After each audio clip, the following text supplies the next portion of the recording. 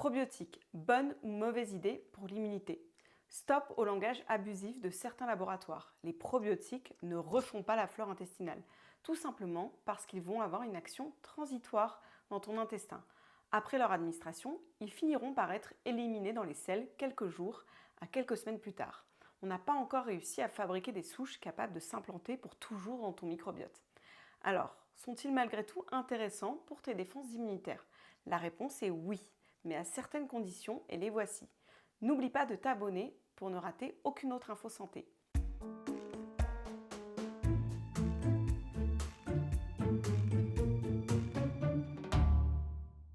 Déjà, ils doivent être viables, c'est-à-dire que le laboratoire doit garantir que les probiotiques arriveront vivants dans ton intestin et ne seront pas détruits par l'acidité gastrique ou la bile jusqu'à la date limite d'utilisation optimale. Ils peuvent par exemple proposer des formes galéniques comme la micro-encapsulation ou la gastro-résistance, c'est-à-dire qu'elles sont protégées de l'acidité de l'estomac avant d'arriver dans l'intestin, là où elles agissent. Les probiotiques choisis doivent être fonctionnels et cela va dépendre de la souche et du dosage de celle-ci. Mais c'est quoi une souche en fait? Tout comme toi, un probiotique a une identité. En France, il existe plusieurs Léa Vauquier, par exemple les autres ne sont pas mes jumelles, elles ne me ressemblent pas, elles n'ont pas le même métier, les mêmes amis, la même vie, bien qu'on ait les mêmes noms et prénoms. Eh bien, avec les probiotiques, c'est pareil.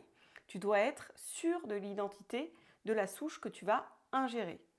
Pour cela, je te donne des infos précieuses. Un probiotique est défini par 3 grands paramètres: le genre, l'espèce et la souche. Exemple, Lactobacillus rhamnosus GG, de son surnom LGG.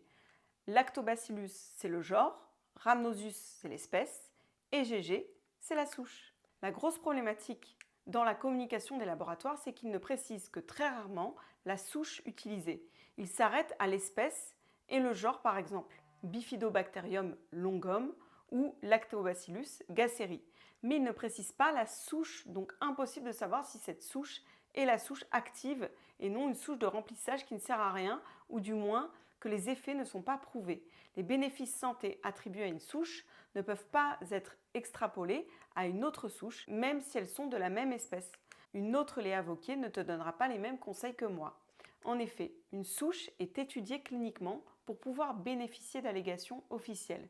Renseigne-toi auprès du labo sur les souches utilisées et les études cliniques de ces souches, ou demande à ton pharmacien qui lui est formé sur le sujet.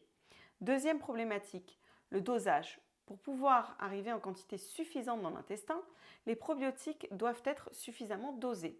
Là encore, attention à la communication des labos qui parlent de milliards d'UFC, unités formant colonie. C'est l'unité qu'on utilise pour parler des probiotiques, mais pour toutes les souches confondues.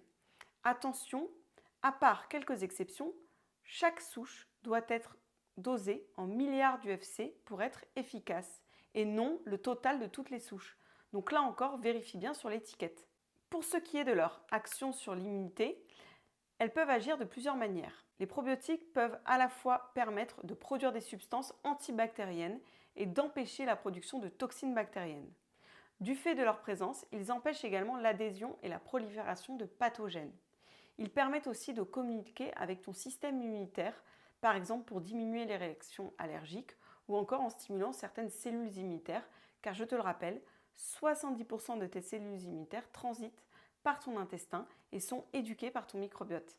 D'ailleurs, pour en revenir à la souche Lactobacillus rhamnosus GG, cette souche a été très largement étudiée et aiderait notamment à la lutte et à la prévention des réponses allergiques, des infections respiratoires et des gastro-entérites. Son apport pourrait contribuer notamment par ses propriétés immunomodulatrices, anti-inflammatoires, antioxydantes et antimicrobiennes à renforcer l'immunité tout en protégeant le système digestif contre certaines infections. Il existe des laboratoires très sérieux que tu peux retrouver en pharmacie comme Nutergia, Pilège ou encore Innovance. Demande conseil à ton pharmacien pour avoir une souche qui correspond à ton besoin, et si c'est pour ton enfant, choisis impérativement des souches largement testées sur lesquelles on a du recul. Les probiotiques doivent être absolument pris en dehors d'un repas pour être efficaces, donc idéalement le matin à jeun ou alors le soir au coucher au moins 2 heures après le repas. Et toi, est-ce que tu as déjà pris des probiotiques et si oui, pour quel motif? Je t'attends en commentaire et n'hésite pas à t'abonner pour d'autres infos santé.